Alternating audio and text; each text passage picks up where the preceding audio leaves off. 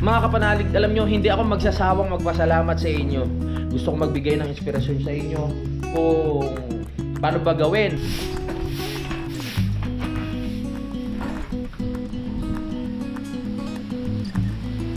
Malinis na. Wow. Simulan nang magkulitan kasama si Noy TV. Good morning mga kapanalig at welcome na naman sa panibagong vlog at welcome na naman dito sa aking bahay na unti-unti nang nabubuo. Meron tayong good news, no? Kasi meron tayong natanggap na message. Ayun nga, ang ganda ng gising ko. Dahil itong bintana sa baba ay makukumpleto na. Kung maaalala natin lahat ng nakanood ng vlog ko sa nagsukat dito, mga kapanalig, ang pinauna nating lagyan ay itong malaki at yung dalawang salamin doon sa kwarto. Dahil ayun lang po yung suwapat sa budget, no. Maraming salamat ulit kay Sir Art, no, dahil siya nga po yung dahilan kung bakit malalagyan ng bintana itong malaki at saka yung dalawa doon sa kwarto. At alam nyo ba, dahil din kay Sir Art, kaya makukumpleto na yung bintana dito sa baba. Ito, pati yun. Kasi nag-message siya sa akin ngayong umaga at napakaganda ng aking gising. Maraming salamat ulit sa suporta nyo, Sir Art. Talagang, ayan, tuwing makikita ko yung salamin na yan, kayo ang maalala ko. Maraming salamat po talaga sa kabutihan nyo. Hintayin na lang natin na pumunta dito yung magkakabit.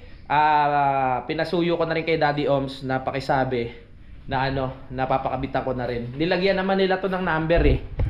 Pinasukatan ko na kasi ito nga yung aking sinabi dahil pag kailangan na, sasabihin ko na lang yung number kung ano yun. Number 3. Ito. Hindi na sinama sa bilang yung malaki tsaka yung sa loob kasi ayun na yung ayun na yung papakabitan. Ito number 2? Number 2? Number 2. Ito. Ba't nawala yung number? Number 1 ata ito. Ayan, number 1. Ayan, number 1. Etong sa dito. Anong number to? Number 4. 4 ba yan? O yan, number 4. Makakompleto na. Walis-walis muna ako dito sa loob. Yung alikabok niya, nababawasan naman. Ang problema lang ngayon, yung mga dahon-dahon, dahil nga wala pa tayong bintana, dito po papasok sa loob. So gusto kong magwalis-walis para mas maging maaliwalas ang ating umaga ngayon. Pagkalabas ko, ang lamig ng ng ating klima ngayong umaga at nakita ko tong mga upuan. Sabi ko parang ang sarap magmuni-muni dito, no, habang nanonood. So pero mamaya na 'yon. Walis-walis muna tayo. Tapos akit tayo sa kubo, tignan natin kung ano yung food doon. Tapos kain tayo. Let's go! Baka pumunta ako sa bayan mamaya para may kunin, no? Salamat talaga sa pagsubaybay. Simula una hanggang ngayon, habang nabubuo yung aking bahay. Yung pangarap, yung dating bahay na gusto ko, yung sakto lang na maliit, na sana kubo lang din. Ito na ngayon. Hindi mo rin talaga masabi ang pagkakataon o blessing. Basta kumilos ka lang. Laki din. Maganda ang kinalabasan. Let's go!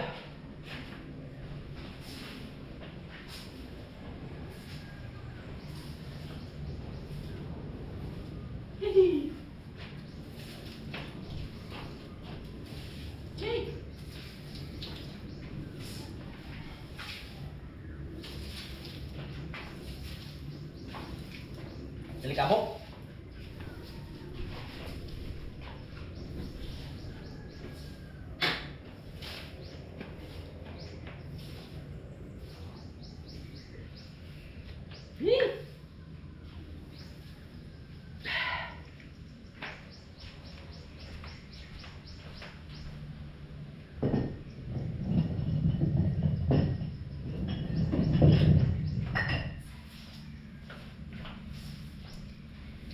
Maganda rin itong nabili kong walis tambo sa may luksuhin sa palengke kasi hindi siya hindi siya nag-iimul-mul.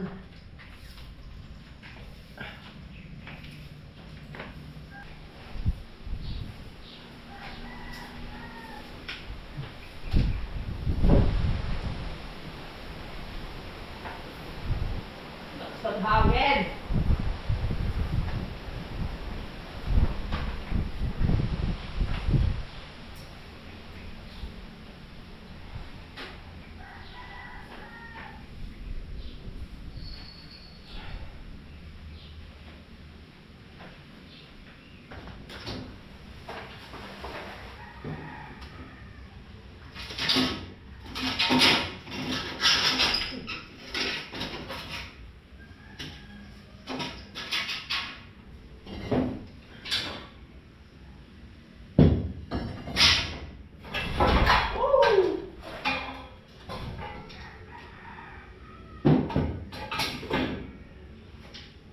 Yan, maaliwalas na tanggal na natin yung kalat. Yan, alam nyo mga kapanalig, sa atin, walang imposible basta nananatili kang naniniwala sa sarili mo, naniniwala sa kakayahan mo, basta nananatili kang nagiging masipag at tuloy-tuloy, no?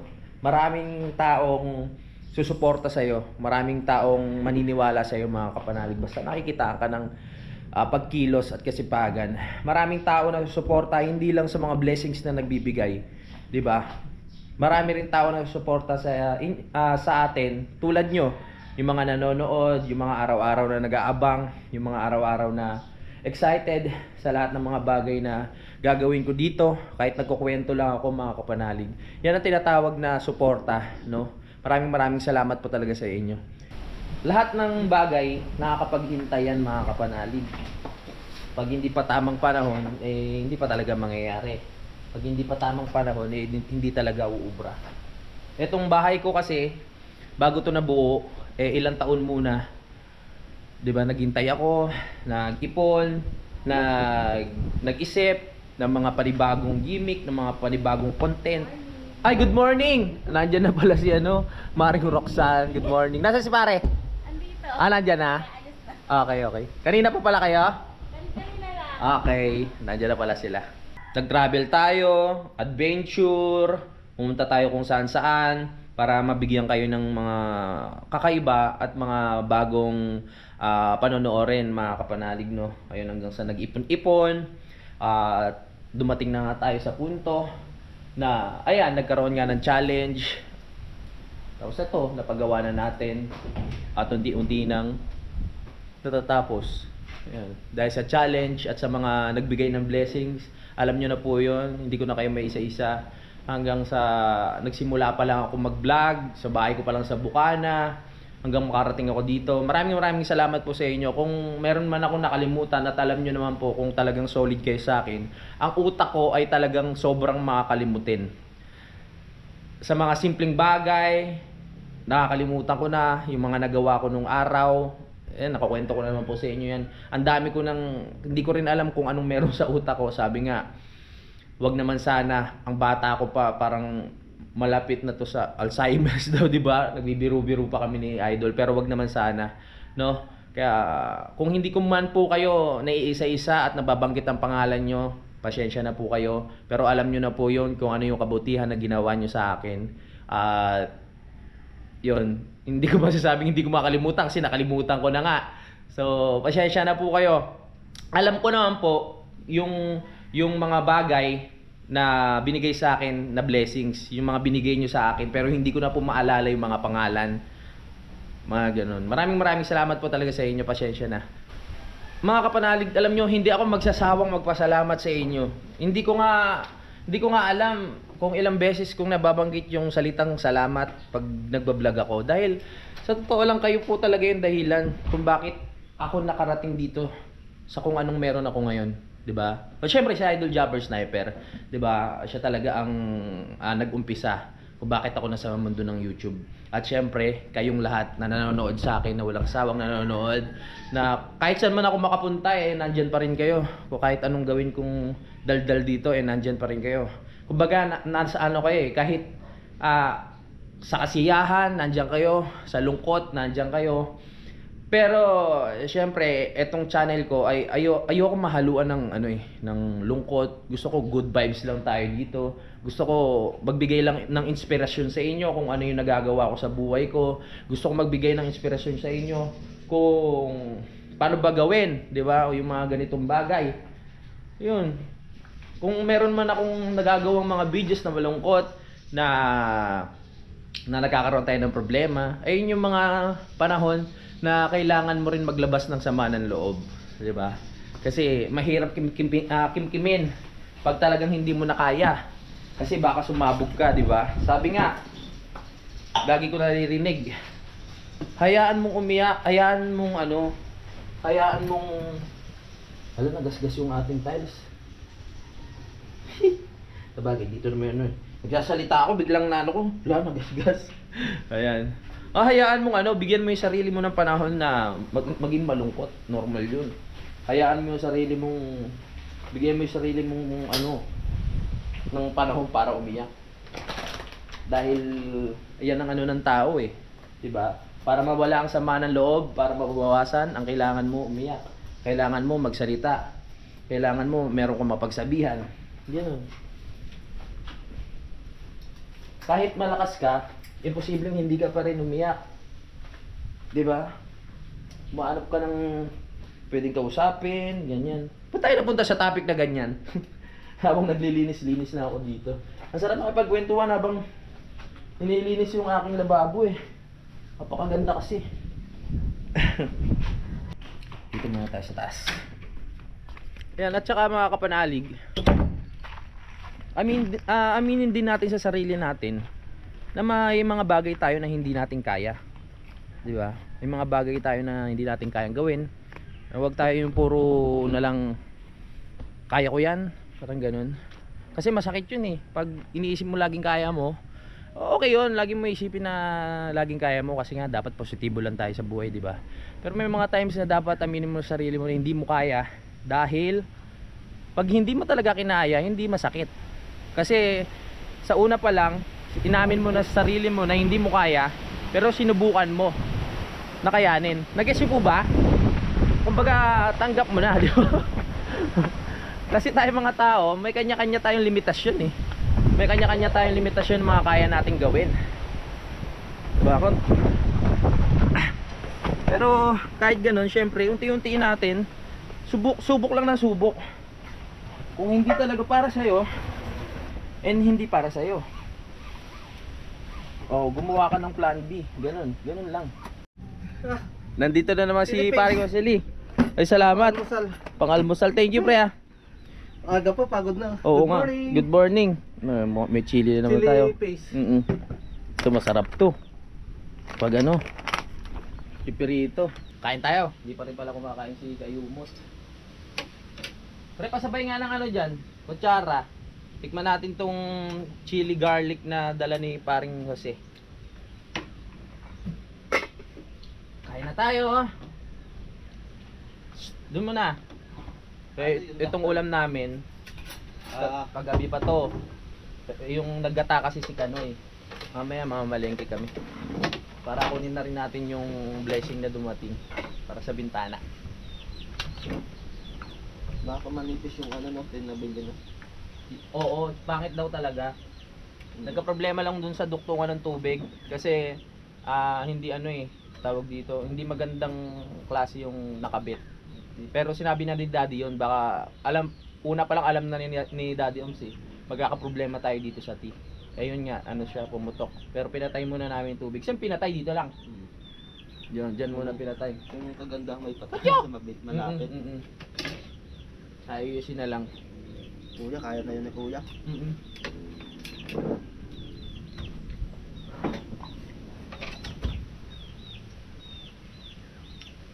Wow! Birthday yata ng Birthday ba? Happy birthday sa biyana mo, pare. Diyan sila mag-celebrate?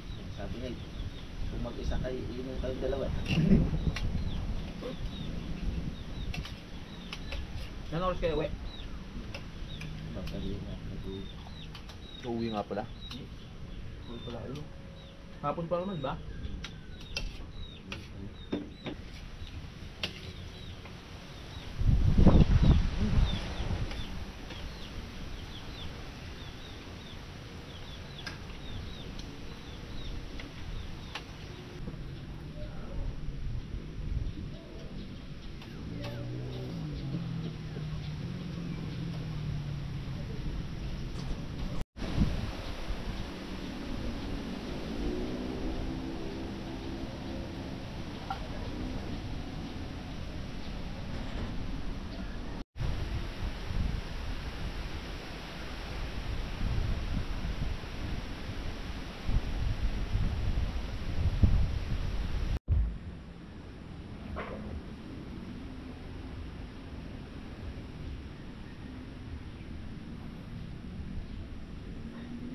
Ang dami kong nakikita sa sa Facebook.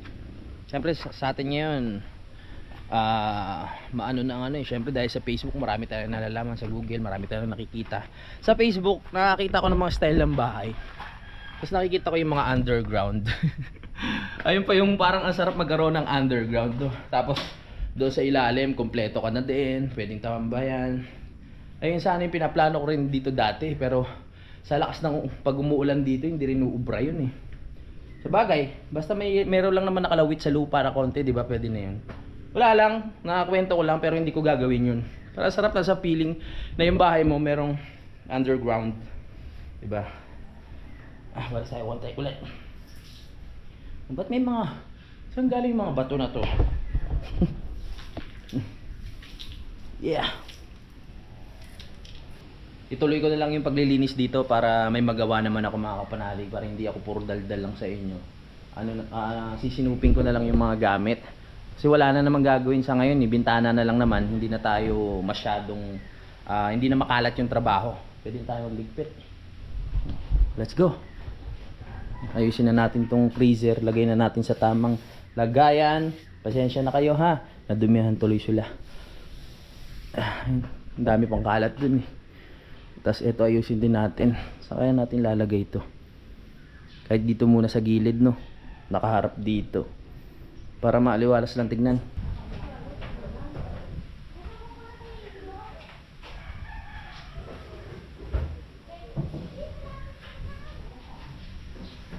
Oras na para magdigpit.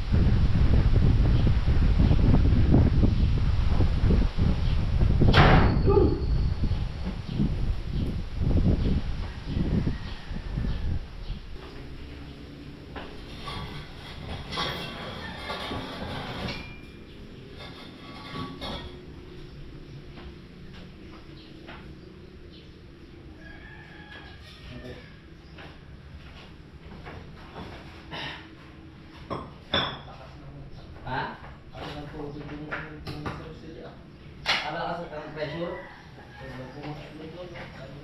Ako po. Sobrang lakas kasi ng presyo ng tubig dito.